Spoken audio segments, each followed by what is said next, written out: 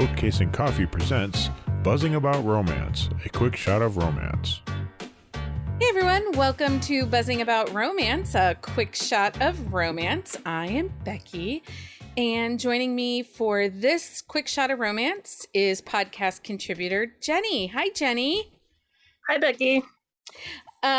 So there's a funny story to why we picked this title. So it's on this episode of Quick Shot of Romance, we were reviewing The Suit by Lulu Moore. This is book 2 in her Tuesday Club series. It is available in Kindle Unlimited, and this just released recently, so this will be a spoiler-free review. So funny story. I actually saw the cover of this book on a cover reveal, and was like, fell in love. Like, have you looked at the cover of this book? Yeah. He's intense. He is intense. He's got a full sleeve of tattoos. I mean, it is hot, this cover. And he's wearing a shirt. Like, this is not an abs. It's just a dude with a really great look. And so I commented on Amanda, one of our podcast listeners. I commented on her post on Bookstagram about it being the cover reel. I'm like, this cover is hot. And she's like, you totally need to read book 1 in the series. And I'm like, this is a series? How have I missed this? And then Carrie had said, she's like, you need to read book 1 because it's a secret baby. And we all know how much I love a secret Becky baby. loves secret baby. So I was like, okay. So I read The Secret and I loved it. I really, really liked it. Lulu Moore has only written 6 or 7 books at this point, so she's a newer on the scene author. But The Secret, it was so well done. It was baby on the doorstep and just so good. So when this book came out, I was like, must read, must talk about. Because I really enjoyed her writing style, and we'll get into this, but this is one of my tropes that you as an author have to work really hard to make me believe in love. I agree. And she did it well. She did do it very well. Okay, read us the synopsis from Goodreads. Have you ever met someone who makes your blood boil simply by existing, or turn your notorious ice-cold demeanor volcanic in a nanosecond? Perhaps smother your usual air of indifference with a lightning-charged thundercloud threatening to strike at any moment? Because that's what she does. It's been 7 peaceful years since I last saw Beulah Holmes. 7 peaceful years of practicing the law without her arguing against me. And if I never saw her again, it would be too soon. But I'm not that fortunate. She hasn't changed a bit. Still the same shouty mouth threatening to burst my eardrums. Still the same murderous eyes which laser through me, promising to rain hell. Except this time, the longer I have to sit opposite her, the longer I have to notice that her murderous eyes are the most beautiful I've ever seen. And that shouty mouth with its full lips curled in a snarl, I want to know what else it can do. As each day passes, hating her isn't the only thing becoming harder.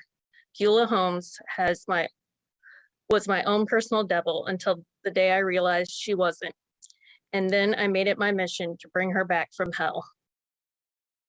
So this released June 21st of 2022. This is enemies to lovers, but really rivals to lovers. It's a friend group. They are total adversaries. I'm going to say she is a BIPOC heroine. So this is a biracial relationship. And I think one of the things that we have to talk about first before we go farther is, so a lot of times in the trope, enemies to lovers or rivals to lovers, people aren't always clear on the distinction. So I have the definition of exactly what Webster's dictionary says a rival is and what they say an enemy is. And that's part of the reason that I really feel like this book itself was more rivals than enemies. So Agree. Do you want to read those 2 definitions?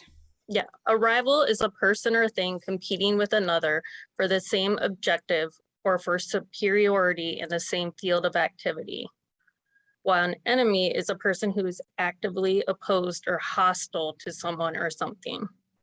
Yeah, so in this story, one of the things we learn early on about Beulah is her father told her when she went to law school to find that one person to compete with, her competitor, the one that was going to force her to achieve. And for her, that was very much Wraith Latham. It wasn't originally. It wasn't originally, but then he did things and made himself that person without knowing he made himself that person. This is book 2 in the Tuesday Club, and it is very much a series of standalones. I had read book 1, but Jenni had only read book 2. So you read this as standalone.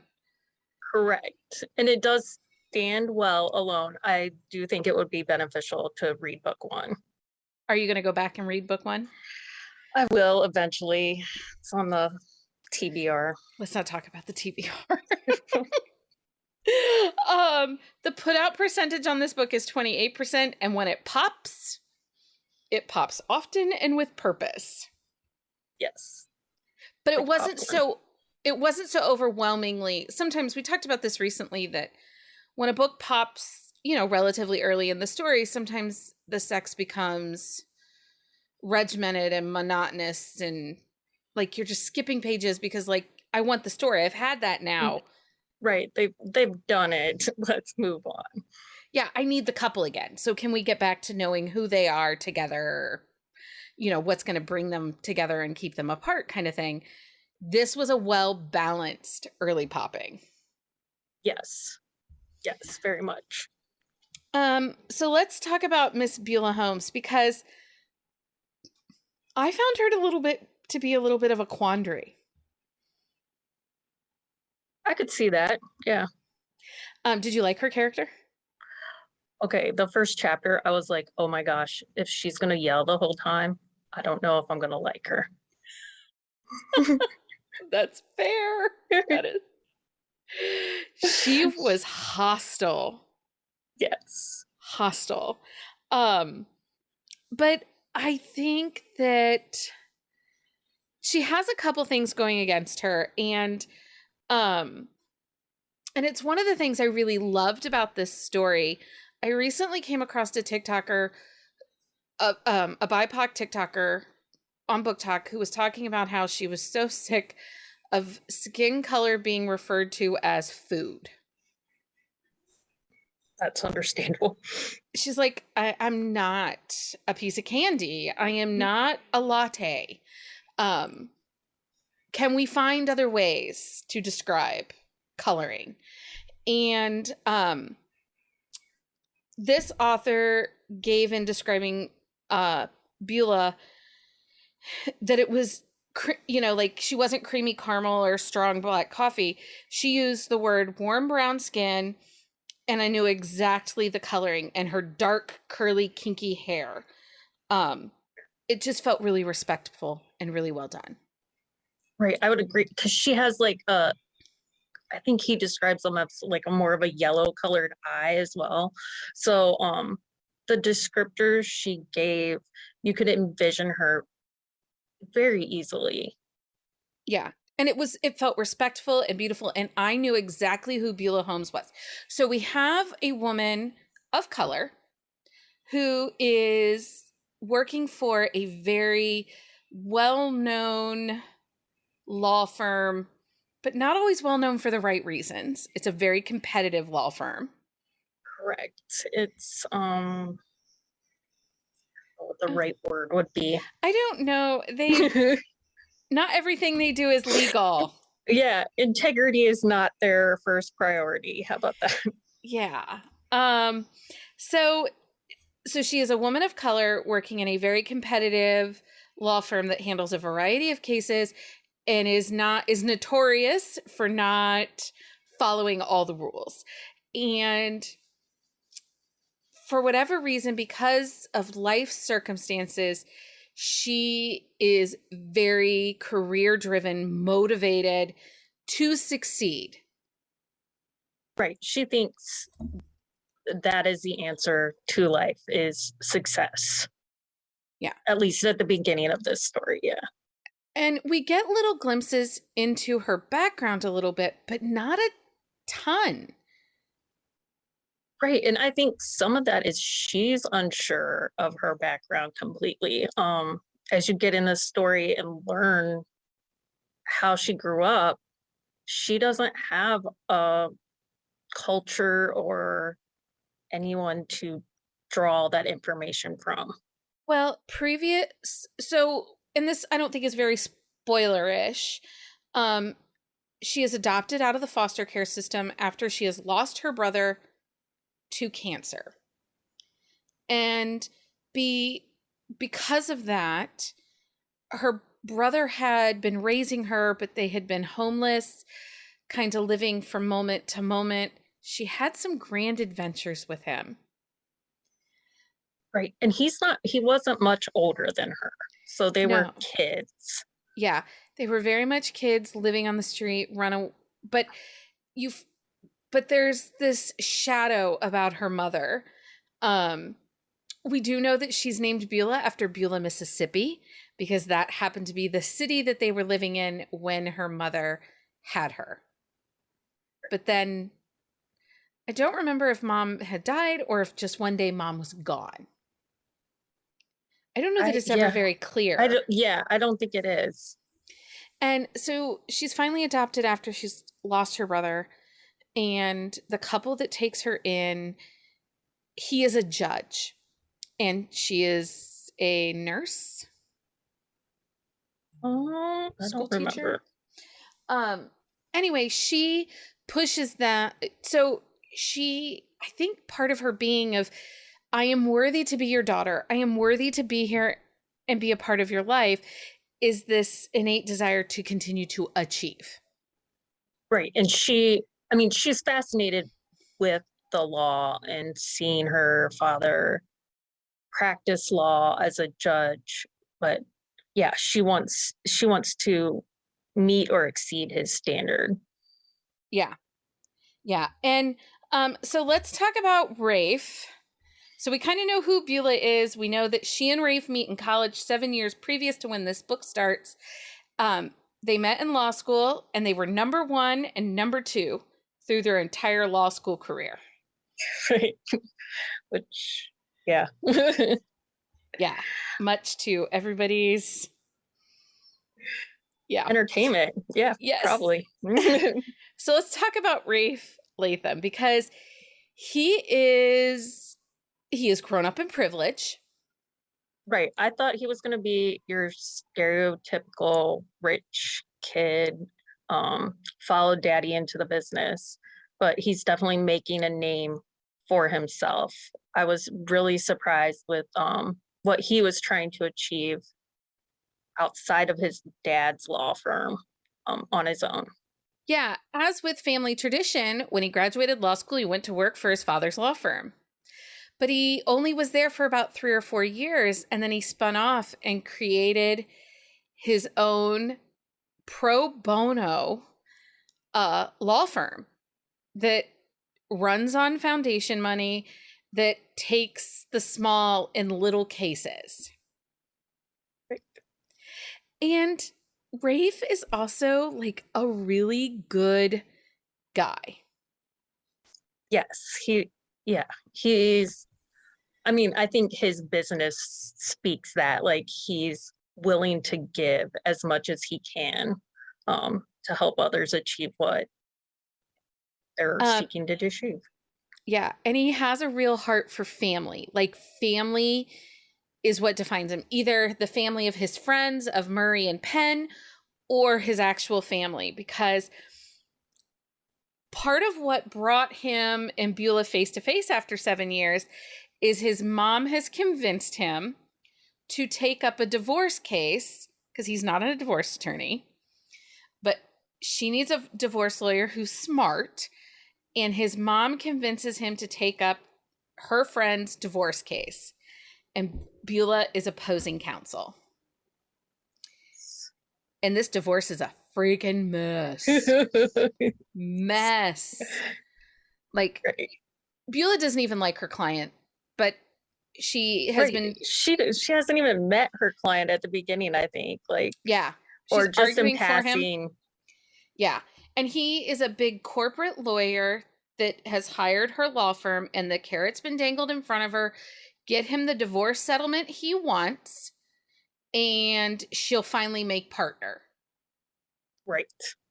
And which is what she's been trying to achieve for the past 7 years. which is, yeah, this is like the next step in her career goals. But things happen. Anyway, not going to spoil all that. Right. So let's talk about Rafe's dad, because I thought that this kind of, I think getting little glimpses of his dad helped us realize why he was a little bit of a playboy previous to this book. Right. Like his dad is like a serial husband. Well, a serial marrier. Like, he wants to be in a relationship. Right. But Although they never... is that a spoiler if I say, like, his mom is still his love of his life? No, like, he pines. He is still very much in love with the mother of his children. Yeah. And you find out why they're divorced pretty early on. It basically, his career was his focus, and he didn't give his wife and his family enough focus, and they divorced and then remarried years later and divorced again. And but I think it explains why Rafe is so hesitant, in relationships. Like, because he's a good guy. You can tell he wants connections. He has it with his friends. But it doesn't necessarily translate into his dating life. I agree. And he's starting to get, like, where he's realizing, like, hey, maybe it's time to, like, figure this out. Yeah. The sense of competition between Beulah and Rafe, I thought was so well done. I agree. Done. And this is what, like, sold me on the story. Like, they know each other in a way that, like, other people don't. Like, they're both driven and determined to be the number one. And the person that's going to understand that the best is the other one. Yeah, they and I think because of the competition, and then you add in this sexual tension, this story as enemies to lovers or rivals to lovers, which is what it really is rivals to lovers. Like, it works. It's not just this gradual switch that flips and all of a sudden, oh my God, I love you and we're going to be together forever. Like, they both kind of stepped forward and stepped back. She made some big ass stumbles, and I will not spoil this, but first of all, he's dumb and clueless. Stuff to figure out. Yeah. He was dumb and clueless. Like, did you not? Yeah, he didn't put 2 and 2 together from, like, law school. Like, she was not having the same experience at law school that he was. Well, yeah. Yeah. But then also, like, she did something in the hope that it would help her case, and he stupidly, like, didn't get it together until almost the end. Right? Like, and I'm like, how dumb are you? How dumb are you? But I think he just is a good guy, and he never saw her doing something like that. So one of the things that I think we kind of disagree a little bit on this is because we don't get a ton of Beulah's background and what shapes her to be this successful, driven woman. I was so grateful that the author showed how the character really did not hate each other. They just didn't know each other well. That all their interactions previous had happened years before in competition, and that made it easier to see that once they started to talk to each other, they then realized that some of those feelings were attraction and not hatred. Right. And like, I don't completely disagree. I just feel like they do know each other really well. They just don't realize it until, like you said, they start talking um and realize, hey, look, the only other person in the world that has got to where they are the same way Yeah. is the other. Yeah. And their completely different backgrounds really work. It doesn't work against them. And it really almost becomes a non-issue because there's more this professional courtesy and this mutual respect and admiration that puts their playing field. Right. It's not uneven because she, like, at this point, like, she has enough money to self-sustain her and do what she wants. She's not like being saved by him in some financial way. Right. Right. Okay, so I don't want to spoil this anymore. I'm just telling you it's really delightful reading. You should totally read it. And I really liked the ending. So if you guys are listening to this episode and you go and read The Suit, please message us and come back and tell us all the ways you liked the ending or didn't like the ending, because I loved the ending. I thought it was very well done too. Okay, Jenni, did you like this book? I did. I did too. I hope you'll go back and read the first one because I really liked that one too. It's a really excellent baby on the doorstep. Who do you think would typically like this book? I would think someone that wants like a character heavy book. The character development in this book is like superb. And I don't like you said, it's more of a rivals to lovers. Yeah. So but if you like those enemies to lover elements, but take out the hate banging, although that up against the bookshelf was kind of some hate banging. Yeah. If you like enemies to lovers, if you like that angst and witty banter and the intense chemistry that comes with that kind of a book, this absolutely should be on your TBR. Would you recommend this book? I would. And Same. I will be going to get the first book. I will be recommending this book to everyone who will listen to me. Okay, do you have a book you think we should review for a quick shot of romance? Send us an email at thebees@bookcaseandcoffee.com and we will add it to the TBR. Jenni, thank you so much for reading The Suit and joining me for this quick shot of romance. Thanks for having me. Until next time, everyone, happy reading. Find us on Instagram at buzzingaboutromance or on Twitter at buzzingromance. If you like the podcast, please leave a review. If you'd like to support us directly, join the Bookcase and Coffee Patreon and receive exclusive content only available to Patreon members. Check out bookcaseandcoffee.com for our on-the-shelf show notes.